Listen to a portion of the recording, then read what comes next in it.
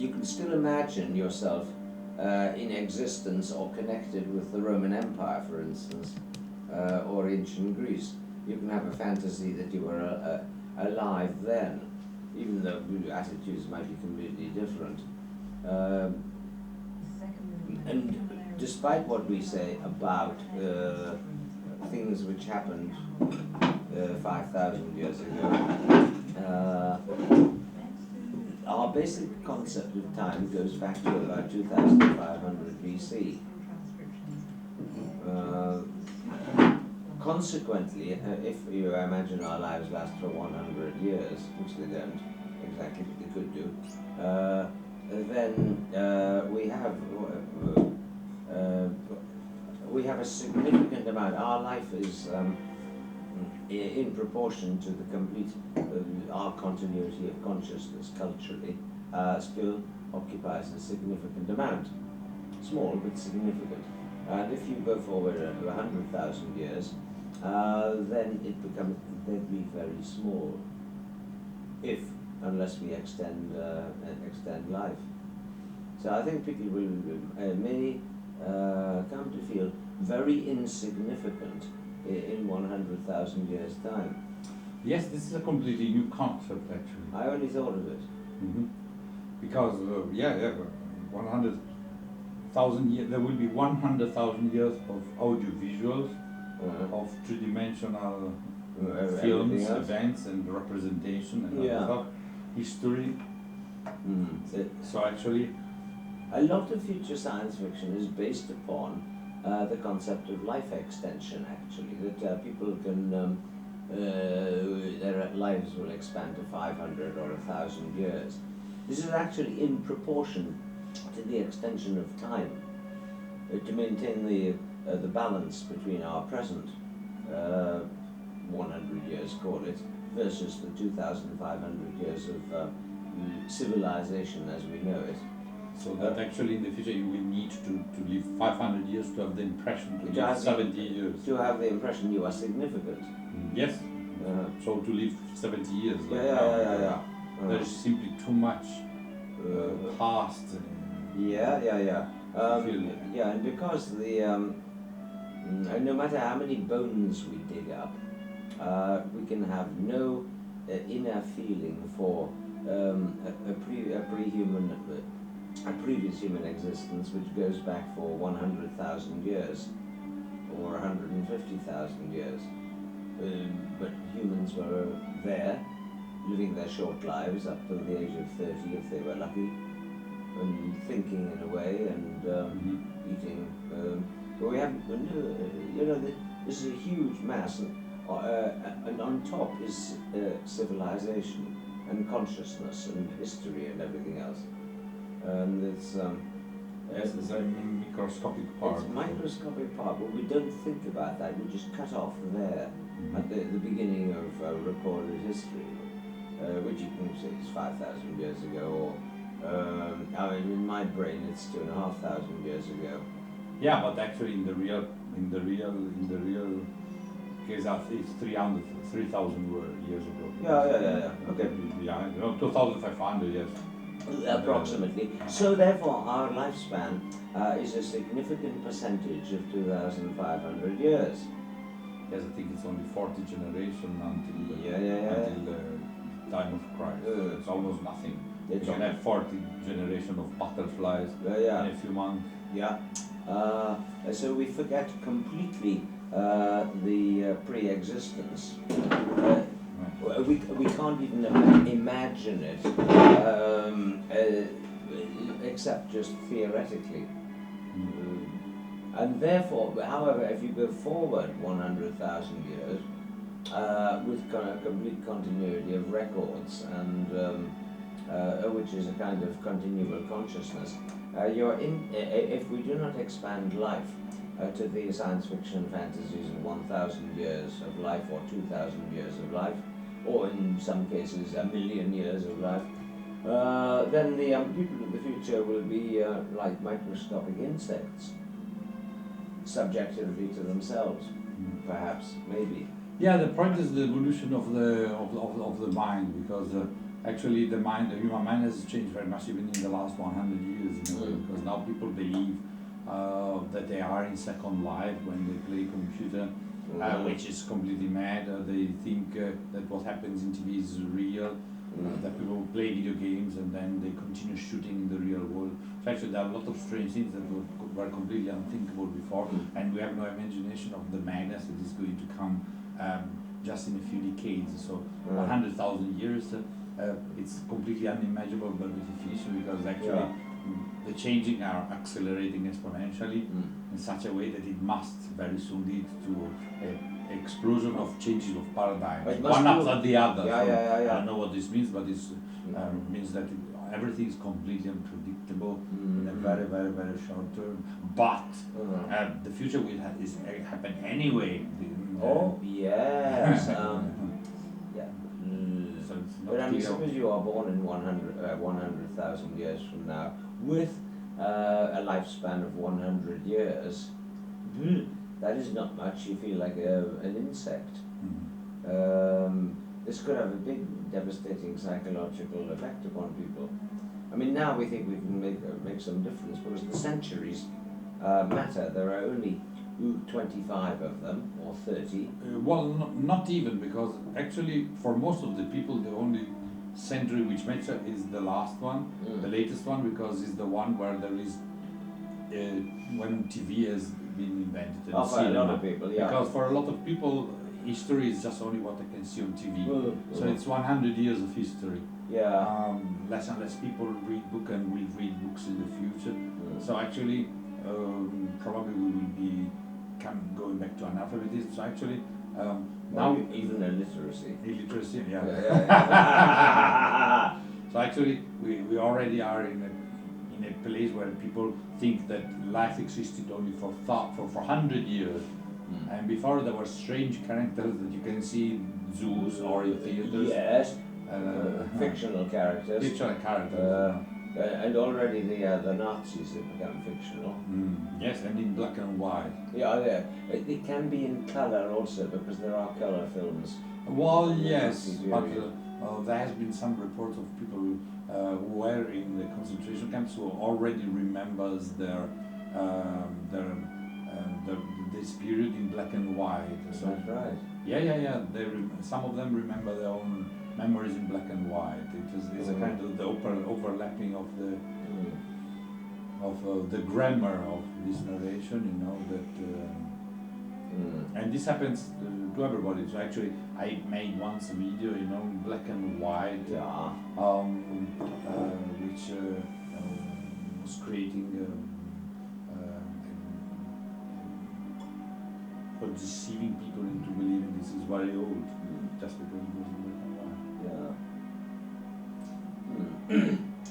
Well, often in science fiction of the 100,000 years ahead, there's two possibilities, one of which is that your life is supremely enriched, because you can split your body into different avatars and send it around the cosmos, and then you come together and have a party every 1,000 years. Where your different selves share their memories, and you are supremely very much enriched. Then there's the kind of sad Silverberg version where everything has been done and there is no reason to do anything more. Possibly people in 100,000 years' time will be born with a sense of insignificance, complete insignificance. Unless they develop the capability of remembering everything that has happened before. It's quite unlikely, but with they need extensions. With extensions, cybernetic extensions, but you can only sort of press buttons to switch them on, and so they may live the whole life rethinking it all which has happened, and their life will be and then they would not live. They would do nothing. Yeah, maybe. Maybe this is the ultimate destiny. We're very lucky, in fact, to be alive at this particular period in time, because the past does not dwarf us, and the future has very optimistic possibilities, with even hints now that people who are born now may live 1,000 years, which is probably nonsense, complete nonsense, but there is the hint, the possibility. That means that your individual memory, even if you die, might last with other people for 1,000 years. And that seems a long time into the future. Yeah, we are already regretting not to have lived some periods, for example, which has been mythologized, made into mythology by cinema, like the 1960s. The 1960s. You saw that on the cookery program, including one very interesting comment showing confusion. I'm glad I was born in the 1960s. You do not experience the 1960s if you are just born in them, because you will only be at maximum 10 years old by the end of them. And I heard that on that program. The envy of people born, no, it should be the envy of people born in the 1950s or even 1940s, because then they can experience in freedom the 1960s. But to be born in the 1960s is to be condemned not to experience them. I've been once deceived by a TV program which was showing in black and white the good old times when Bob Marley came to Italy and made a concert, and actually they were showing a stadium in Turin where Bob Marley was making the only concert he made, which entered into a rock or any music mythology, and you could see all these funny people dressed in continuity error. Exactly. All this. Just put it in the middle, so it's good for the focus. So actually, you could see all these people with very long hair and dressed in the way of the late 70s, early 80s, and kind of hippie, late hippies, and I was thinking, oh, good times, it would have been nice to be there. And then suddenly I remember that I was one of them, but just the people that were showing, because I was at that concert. So when they were showing all these people that were so alien to me, and I was regretting not to have lived in that epoch, I suddenly realized that not only I was living in that epoch, but actually I was probably on screen somewhere between all the others, you know. And it has been very funny, you know, to see the mythology and the reality overlapping, you know. Well, I missed a lot of the 60s because I was in Japan at the time, but I experienced the 60s through... There were no 60s in Japan. There were, but in the perception... they were calling it differently. By the Japanese of the 60s, it made it even more bizarre and special in a way. Beatles, psychedelic art, you know, that immediately came into Japan, and it was more like being in a sort of Disneyland of the 60s in Japan than living in London at the time. I cannot say anything. I was a very little child. A fetus, I was a very old fetus.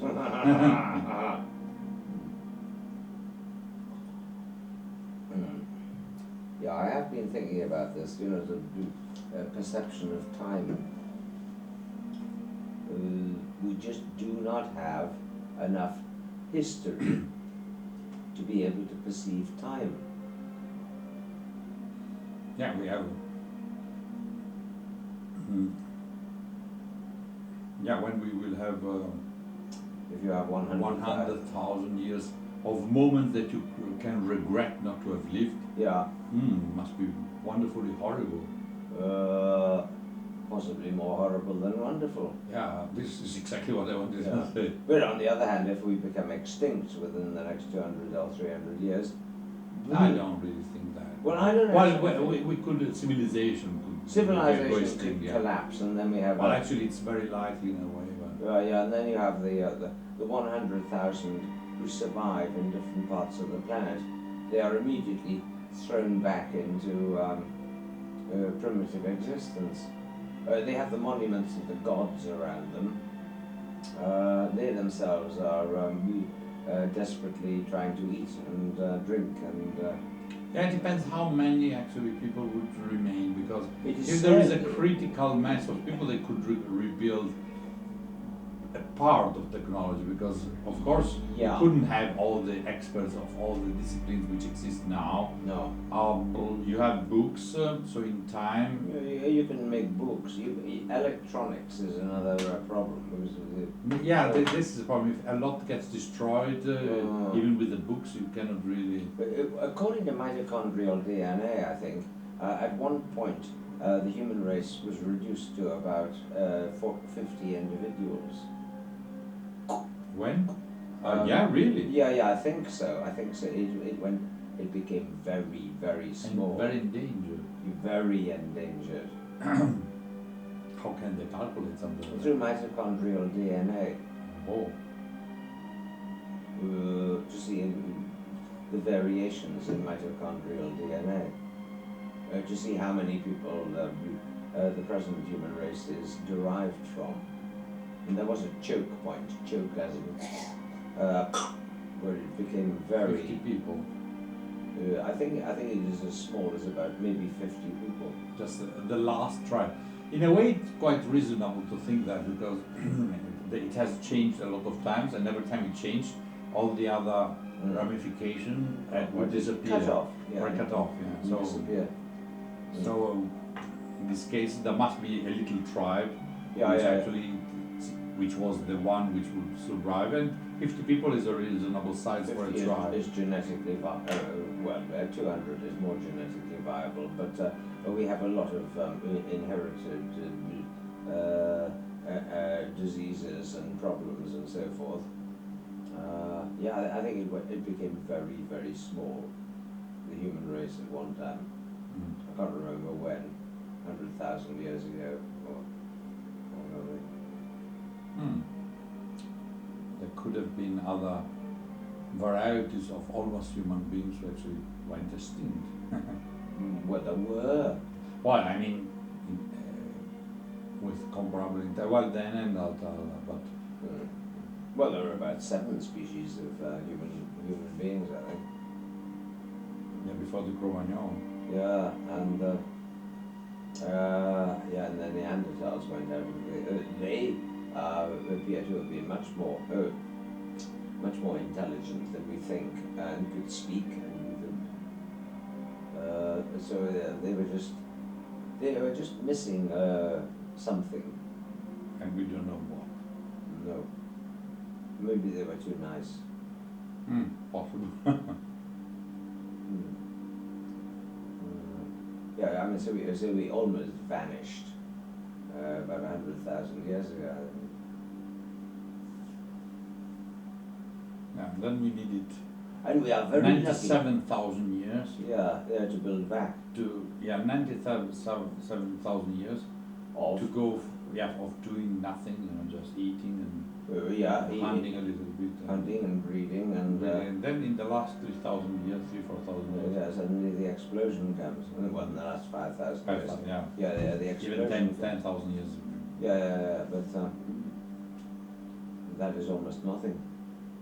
Yeah, for at least 90,000 years they were doing very little.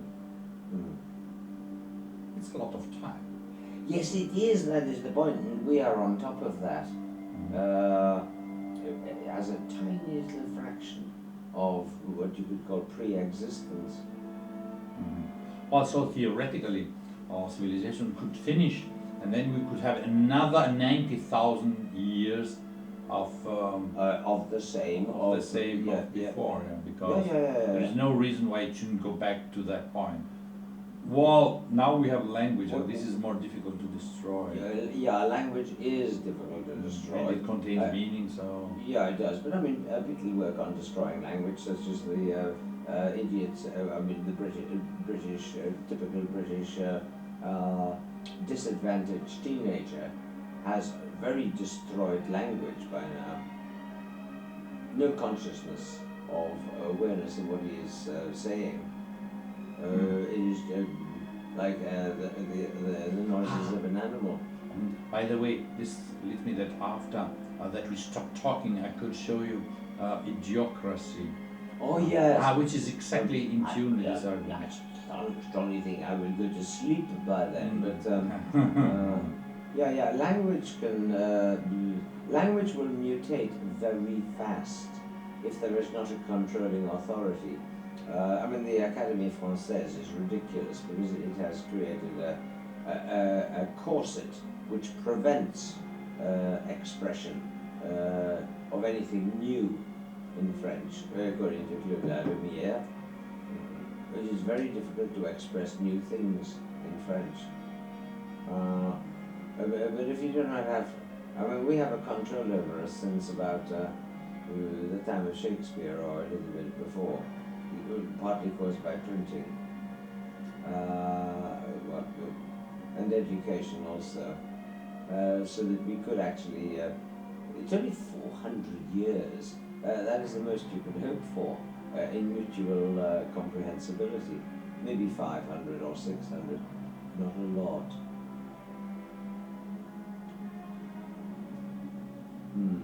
And in fact, with the advance of technology, you will require more and more neologisms, newly coined words. So it is possible that somebody in the year 1900 is more mutually comprehensible to somebody in 1500 than we are with somebody in 1800, possibly.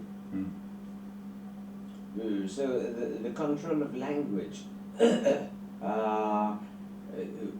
could go away very easily if you are restricted to survival only, because all of the unnecessary words will disappear, and the concepts with them. Yeah, probably they will just talk about tools necessary to get food. And similar. So most of the words will disappear within a few generations at the most. Yeah, in fact, intellectually, linguistically, our consciousness, expanded consciousness, could disappear faster than the traces of concrete and metal. Yes, and so the words even to describe these substances could disappear before. Well, they would, because there would be no use. No use. Well, actually, if you think about that, probably a lot of words has already disappeared within the last century. Okay, we have a lot of new words, but a lot of the new words are all connected with technology. They are largely. And natural consequences and objects that exist and didn't exist before. But regarding other features, abstract features, so abstract words, a lot have disappeared. Yeah. If you read something written 100 years ago, it's more complex. There's more sensibility. There's more sensibility, more words. Yes. That are connected with feelings. With feelings and discrimination of feelings. Exactly. So all this has already disappeared. So part of the language is already extinct, partially extinct. Yeah, it still exists because of dictionaries, etc., but it is not used functionally by the majority of people.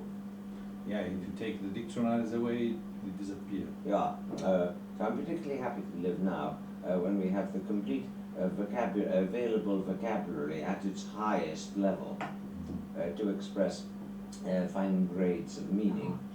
And also, while we still have for a moment cheap air travel and ability to move around, which might go, and we're very lucky to be alive now.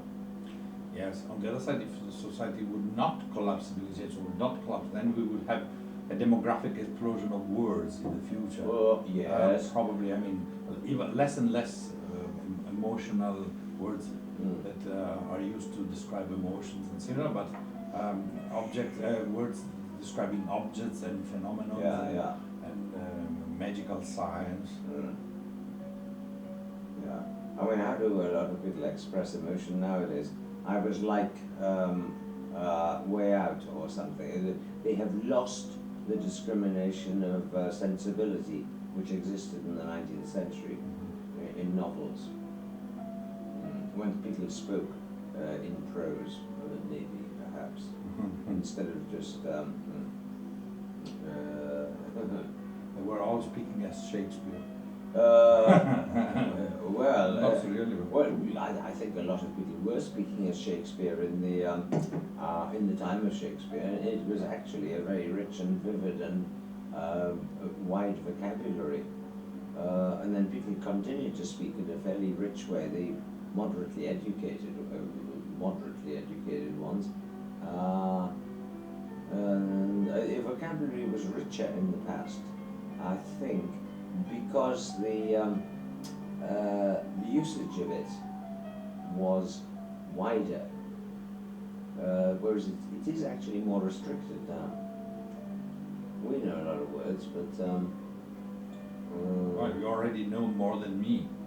Oh yeah, but in English, not in Italian. Ah yes, I know them in a lot of languages. Yeah, you know them in a lot of languages. This is good, yeah.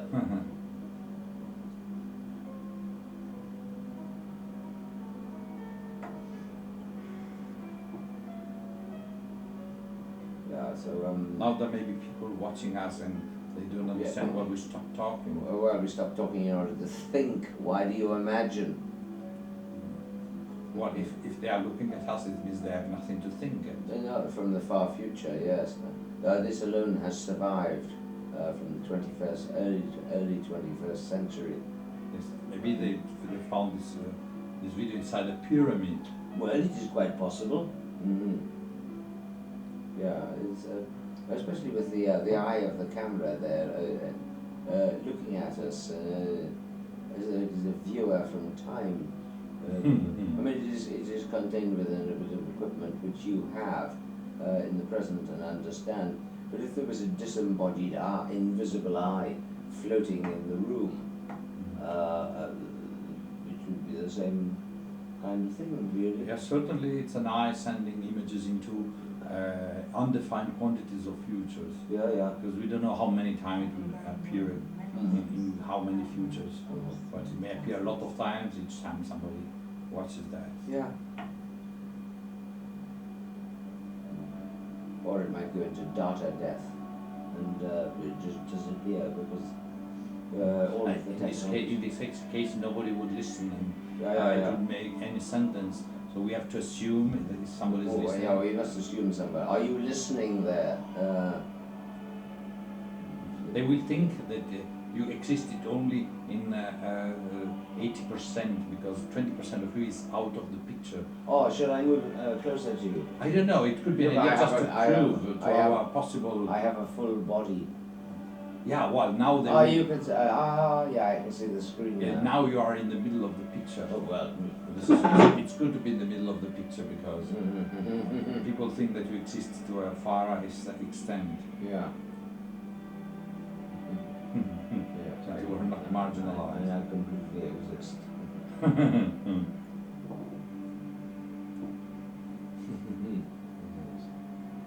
Maybe in the future it will be forbidden to smoke, so that people will not know what I am doing. Exactly. They have no idea. I think that you are absorbing food this way. Yeah, in our period, this is how we ate.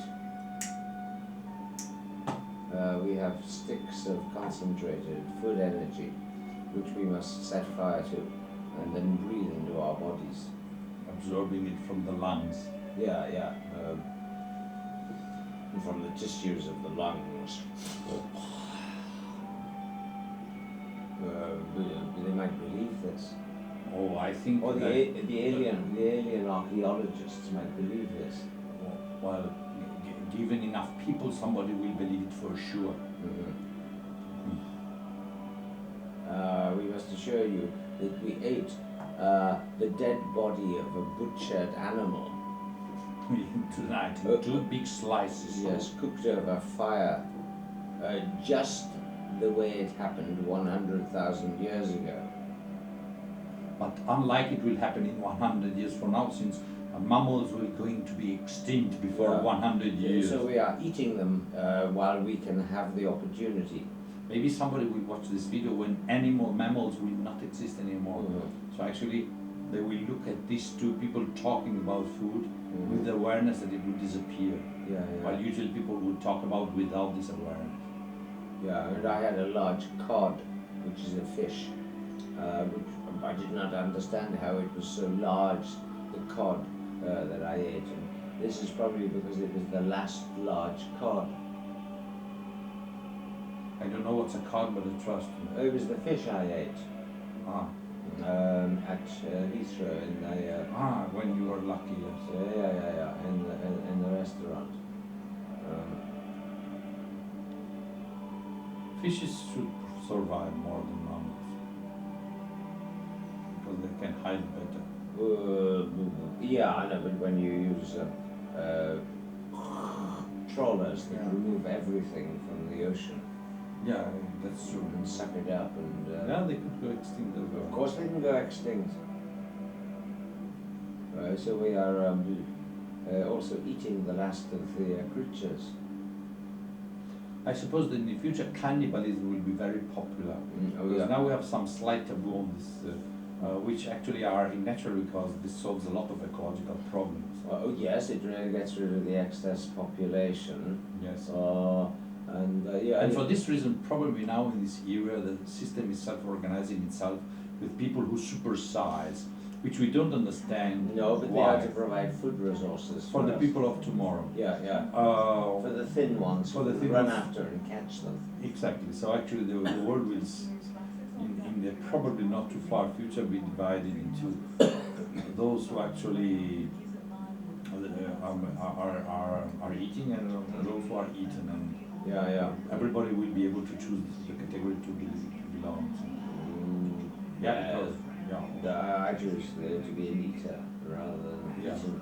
The point is, what do the people who are fat going to eat in order to become so fat in order to be eaten? It's a little problem because cannibalism will be popular because there won't be food. So probably the fat people will be eating only during the transition phase. Yeah, I think so. Yeah. We should go for the fat people first. This means that the genome of the surviving people will be people which tend to be slim. Slim. So in the future, it will look like statues by Giacometti. He was a 20th century Italian artist. Italy always produced the greatest artists of mankind. And some good food too.